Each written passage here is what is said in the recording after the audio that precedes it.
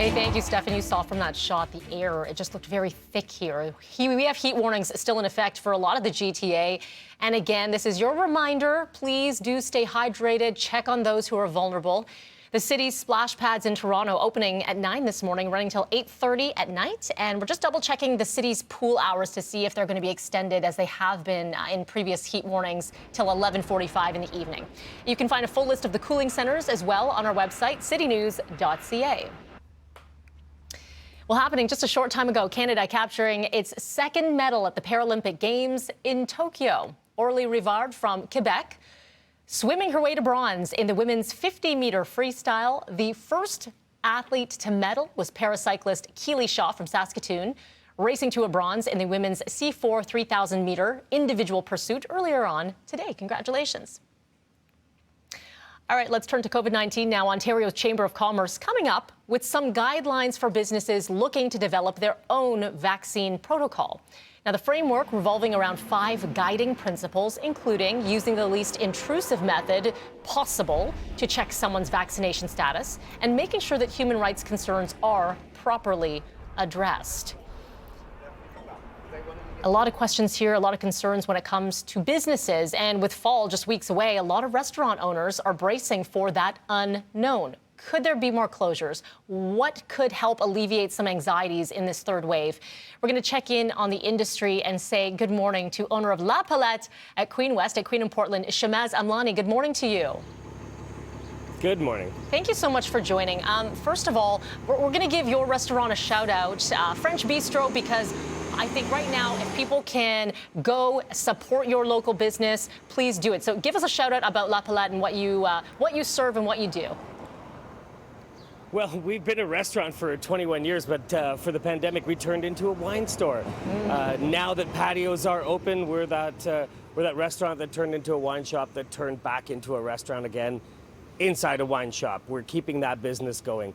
The same way as if you were a bike shop, you would wax skis and sharpen skates in the winter.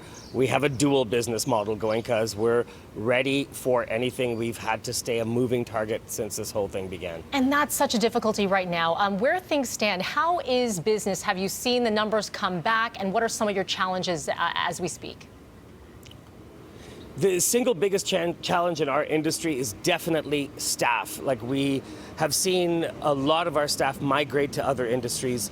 I know bartenders that have moved to Cakes and Turcos. I know restaurant managers that have turned into real estate agents and cooks that have turned into electricians. People have to do what they can to survive. There have been a lot of social media videos floating around, as you've probably seen, from various business owners, different restaurant owners, who have unfortunately had to deal with protests outside their restaurant when it comes to the strange position that owners like you have to be put in when it comes to your position on vaccine certification, what you ask of your patrons and staff and whatnot, and some people who don't agree with it. Have you had to face any of these customers who have become unruly or perhaps don't agree with what you pose to your patrons and staff? Well, for now, it's just the mask thing where you ask people to politely put on their mask and they get angry about it, or they just forget about it because you forget. It's not a thing we'll ever really get used to. Honestly, no, we haven't had that much difficulty. We don't necessarily have policies in place. We have a patio outside our restaurant. When that patio disappears, I don't know what's going to happen. All of our staff are vaccinated. But I don't know to what degree we're supposed to become Border Patrol and check people's passports. It's already hard enough to explain to people how they should behave in a restaurant and how they shouldn't be rude to people. And honestly, with 10 tables, you can sort of cultivate your clientele. I would sooner give passports to people who are nice customers. Sure. I mean, do you think, obviously we haven't seen it come from the province, do you think it would help or hinder business then if a vaccine passport was introduced provincially?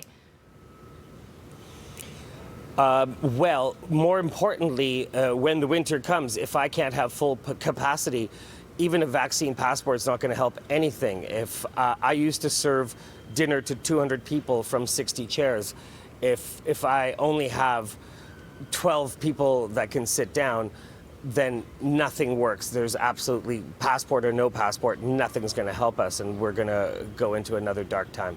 I really do feel for you and everyone in the industry. I hope that that dark time does not come. Shamez Amlani, again, La Palette, which is at Queen in Portland. Please do check them out, and please be courteous and tip well if you can, because this has been a difficult time for a lot of people. Appreciate you taking the time today. Thank you. It's a pleasure. Thank you. All right, 7:10 is your time right now, and now I want to go for dinner. Now I want to go sit on a patio. Who wants to join me? Anyone?